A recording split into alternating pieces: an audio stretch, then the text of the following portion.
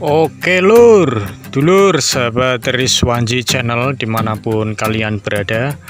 Assalamualaikum warahmatullahi wabarakatuh. Jumpa lagi dengan saya sahabat ya di Rizwanji Channel. Alhamdulillah pada kesempatan sore hari ini sahabat. Nah, ini kesempatan pada sore hari sahabat, karena saya baru saja selesai menggiling padi di sana itu sahabat ya, di penggilingan padi Rizwanji. Dan sekarang saya akan membuatkan konten lagi untuk sahabat Rizwanji terkait dengan ini, seperti biasa sahabat ya, rumput-rumput odot. Jadi alangkah baiknya buat sahabat Rizwanji yang sudah menonton atau baru saja mengklik video ini dan belum subscribe, silahkan di subscribe dulu channel ini supaya sahabat bisa mendapatkan informasi dan wawasan dari channel ini sahabat ya, dan mendapatkan updatean video terbaru dari channel ini. Jadi seperti itu sahabat ya. Oke, terima kasih buat sahabat yang sudah subscribe. Semoga sahabat bisa menyimak ulasan dari saya atau sekedar mendengarkan apa yang saya informasikan, supaya nanti bisa kiranya bisa menambah ilmu, bermanfaat untuk kita semua. Jadi di video kali ini saya akan memberikan beberapa tips sahabat ya, supaya rumput atau bang pakan ternak kita itu supaya bisa subur, bisa tumbuh dan hidup berkelanjutan sahabat ya. Jadi seperti ini sahabat, supaya bang pakan kita itu bisa terus tumbuh dan memproduksi rumput yang terus menerus yang akan kita ambil untuk kita gunakan sebagai pakan ternak sahabat ya. Jadi tips yang pertama yang sahabat harus lakukan yaitu sahabat tentunya harus merawat rumput ini sahabat ya. Nah, dengan apa caranya merawat? Yang pertama yaitu sahabat harus paling tidak seminggu sekali untuk melakukan pengontrolan terhadap bang pakan sahabat ya, supaya nanti saat seumpama terjadi seperti angin yang ekstrim itu, biasanya untuk tanaman sahabat itu biasanya mudah roboh, miring, ataupun kalau akarnya belum terlalu kuat mencengkram itu biasanya dari pokok yang paling bawah itu bisa roboh sahabat ya. Meskipun itu seperti ini, rumput odot sahabat ya, itu bisa saja kemungkinan terjadi. Dan untuk tips berikutnya yaitu apabila sahabat atau di tempat sahabat mengalami kekeringan yang seperti saat atau akhir-akhir ini sahabat ya, yaitu kurangnya turun hujan karena sudah musim kemarau sahabat ya. Jadi bisa dipastikan apabila musim kemarau sahabat bisa melakukan yang namanya penyiraman sahabat ya. Paling tidak untuk penyiraman sahabat bisa melakukan untuk 2 minggu sekali sahabat ya. 2 minggu sekali itu menurut saya adalah waktu yang cukup ideal sahabat ya, karena tidak terlalu sering untuk melakukan penyiraman. Dan untuk tips selanjutnya yaitu apabila sahabat mendapati rumput yang sekiranya daunnya kecil sahabat ya. Nah, saya akan memberikan contoh rumput yang daunnya kecil itu seperti ini sahabat. Nah, seperti ini sahabat ya. Jadi untuk rumput odot yang daunnya kecil seperti ini ada 2 kemungkinan sahabat ya, menurut pengalaman saya. Itu yang pertama yaitu rumput yang seperti ini itu kemungkinan saja atau bisa dipastikan itu rumput ini kekurangan air sahabat.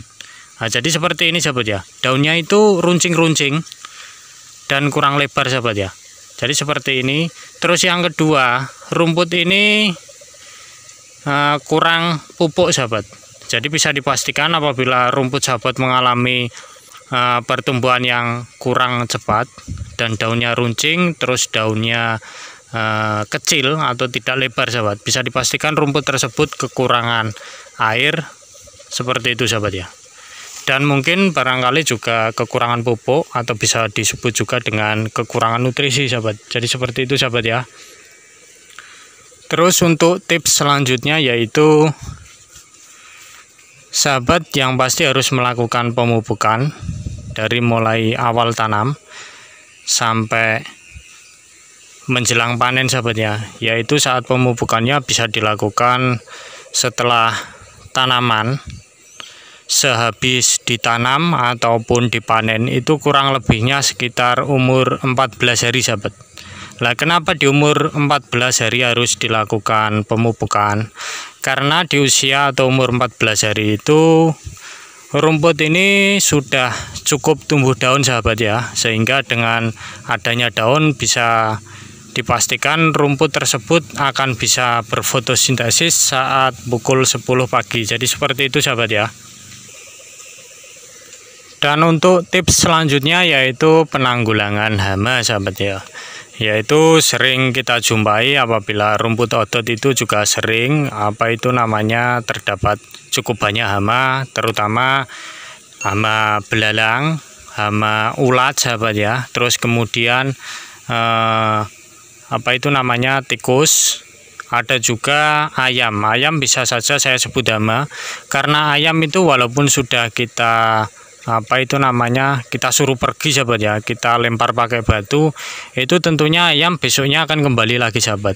Saat kita pulang, ayam tersebut pasti akan masuk ke pekarangan kita apabila pekarangan kita itu tidak ada jaringnya, seperti itu sahabat ya. Nah, itu saya kasih jaring. Walaupun dikasih jaring itu biasanya ayam akan lompat ke atas sahabat dan masuk ke dalam, seperti itu sahabat ya. Jadi seperti itu sahabat ya, saya kira tips dari saya supaya rumput odot kalian tetap tumbuh subur, tetap bisa produksi terus menerus.